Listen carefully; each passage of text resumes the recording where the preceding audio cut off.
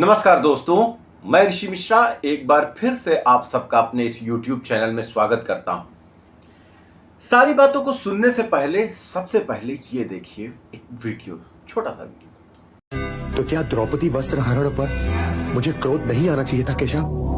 ये निर्णय तो स्वयं तुम्हें लेना है पार्थ, किंतु द्रौपदी वस्त्र हरण केवल तुम्हारी व्यक्तिगत समस्या नहीं है पार्थ। जो समाज इंद्रप्रस्थ की पटरानी, महाराज द्रुपद की पुत्री और पांडवों की पत्नी द्रौपदी के वस्त्र हरण पर चुप रह गया, वो समाज भला किसी साधारण नारी के मान सम्मान की क्या रक्षा करेगा? द्रौपदी वस्त्र हरण एक सामाजिक समस्या है पार्थ, एक सामाजिक समस्या है, और ये तुम्हारा कर्तव्य है कि तुम उन शक्तियों को नष्ट करने के लिए युद्ध करो जो किसी द्रौपदी का वस्त्र हरण कर सकती हैं। ये शक्तियाँ समाज की शत्रु हैं पार्थ, और जो महापुरुष इस युद्ध में उन शक्तियों के पक्ष में हैं, उनसे युद्ध करने में भी संकोच न करो। अपने व्यक्तिगत क्रोध और व्यक्तिगत मोह के बंधनों से मुक्त होकर लोक कल्याण के लिए युद्ध करो पार्थ, यही तुम्हारा परम कर्तव्य है।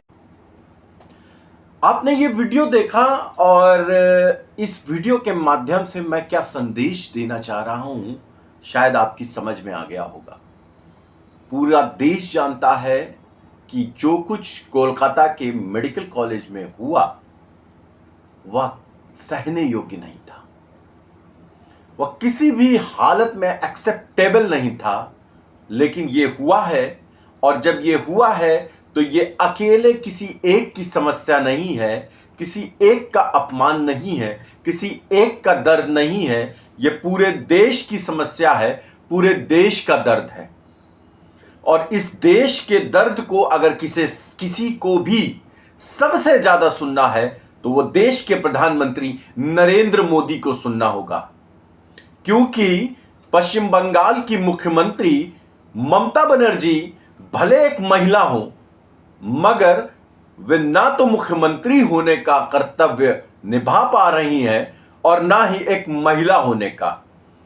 ऐसे में इस पूरे देश को उम्मीद एक संवेदनशील प्रधानमंत्री से है कि न केवल इस मामले में सख्त कार्रवाई हो, सख्ती से दोषियों से निपटा जाए, वास्तविक दोषी सामने आए, और इसके साथ सबसे ज्यादा जरूरी है ऐसी घटनाओं पर पर्दा डालने वाली, इस पर राजनीति करने वाली, इस पर ऊल जुलूल बयान देने वाली पश्चिम बंगाल की मुख्यमंत्री ममता बनर्जी के खिलाफ अब आखिरी लड़ाई लड़ने का समय आ गया है।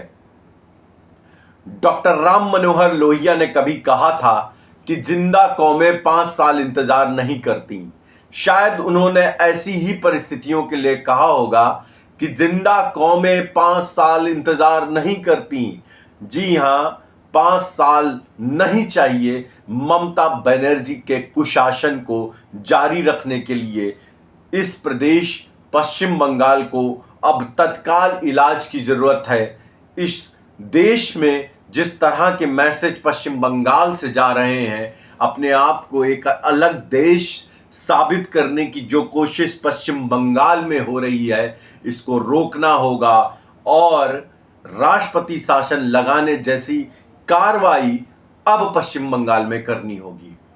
जैसा कि तय है कि जब तक संविधान संबंधित कोई बड़ी समस्या नहीं हो जाती, संवैधानिक संकट किसी राज्य में उत्पन्न ना हो, तब तक वहां की सरकार को बर्खास्त नहीं किया जा सकता और राष्ट्रपति शासन नहीं लगाया जा सकता। ऐसा लिखा हुआ है भारत के संविधान में। मगर अनेकानेक बार ऐसा हुआ है जब विकट कानून व्यवस्था की स्थिति में, खराब कानून व्यवस्था की स्थिति में व अन्य कारणों से सरकारें गिराई गई हैं।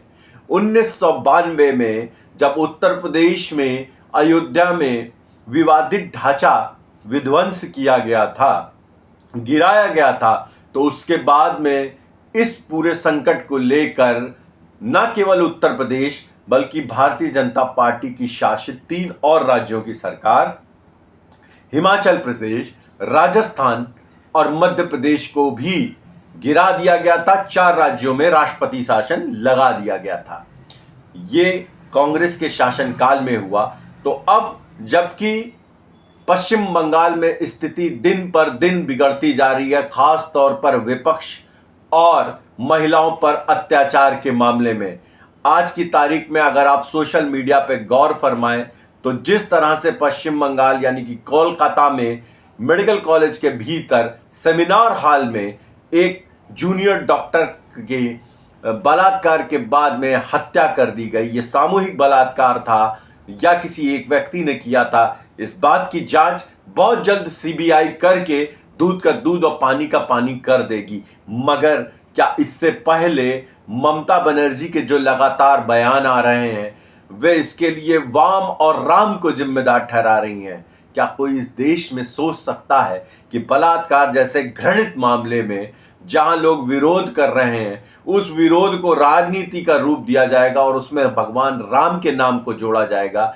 ये केवल और केवल ममता बनर्जी जैसी महिला ही कर सकती है, जिसकी आंखों पर राजनीति का चश्मा है, जिसकी आंखों पर सत्ता का काला चश्मा है, जिसके इधर उधर उसे कुछ नहीं दिखाई दे रहा। वह महिला पूरी तरह से आत्ममुग्ध है और उसको power of arrogance of power और ये जो सत्ता की जो उसके अंदर अहंकार है, उस अहंकार ने इस बुरी तरह से घेर रखा है कि अब उसे कुछ समझ में नहीं आ रहा। वे अपने विरोधियों का दमन करती हैं और जब भी कोई मामला इस तरह का खड़ा होता है और लोग आवाज उठाते हैं, उन आवाजों को भी राजनीतिक मानती हैं, उन वेदना को भी राजनीति मानती हैं और वैसे ही दमन करने का प्रयास करती हैं जैसे वे अपने विरोधियों को परास्त करने का प्रयास करती हैं। उसके लिए वे पुलिस प्रशासन और हर तरह का बल प्रयोग करके आवाज को दबाने का प्रयास करती हैं। तो प्रधानमंत्री नरेंद्र मोदी की अब जिम्मेदारी है कि जैसे महाभारत में द्रौपदी का वस्त्रहरण केवल अर्जुन की समस्या नहीं थी, केवल पांडवों की समस्या नहीं थी, केवल हस्तिनापुर की समस्या नहीं थी, वैसे ही कोलकाता के मेडिकल कॉलेज में बच्ची के साथ हुआ बलात्कार और उसकी हत्या ये केवल और केवल किसी व्यक्ति विशेष, किसी राज्य विशेष, किसी शहर विशेष की समस्या नहीं है। ये पूरे भारत की समस्या है, हमारे समाज की समस्या है और इस समस्या के खिलाफ प्रधानमंत्री नरेंद्र मोदी के लिए अब निर्णायक फैसला करने का वक्त आ गया है। उनको कदम उठाना होगा। ममता बनर्जी को एक सीधा और स्पष्ट संदेश देना होगा कि अब आप राज्य में होने वाले अपराधों और खास तौर पर महिला अपराधों को केवल राजनीति का नाम देकर इस तरह से चुप बैठकर और इस तरह से अपने विरोधियों का दमन करके और इस सारे मामले को राजनीति बताकर आप शांत नहीं बैठ सकती। आपको अब कुछ करना होगा और अगर आप कुछ नहीं कर सकती तो सिंहासन आप खाली कर दीजिए। सिंहासन पर उपयुक्त व्यक्ति बैठेगा और वह शासन चलाएगा। आपसे अब सत्ता संभल नहीं रही पश्चिम बंगाल की। आप न कानून व्यवस्था संभाल पा रही हैं, न व्यवस्था संभाल पा रही हैं।